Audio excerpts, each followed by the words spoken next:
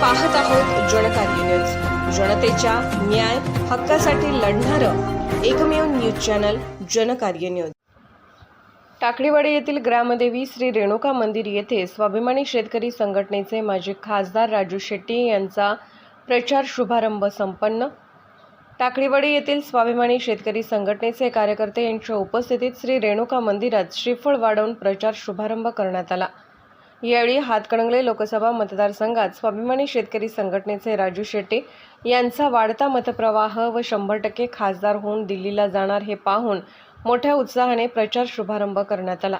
यावेळी महावीर पाटील, गणपती चिगरे, संजय आवटी, दादासो चौगले, मल्ला उगारे, धनपाल भमाने, बापू निर्मळे, सचिन कोथडी, अप्पासाहेब बसवाडे, गुंडा काणे आणि ग्रामस्थांच्या उपस्थितीत संपन्न झाला।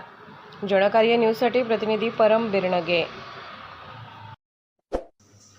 जनकार्य न्यूजला लाईक करा, शेअर करा आणि सबस्क्राईब करा।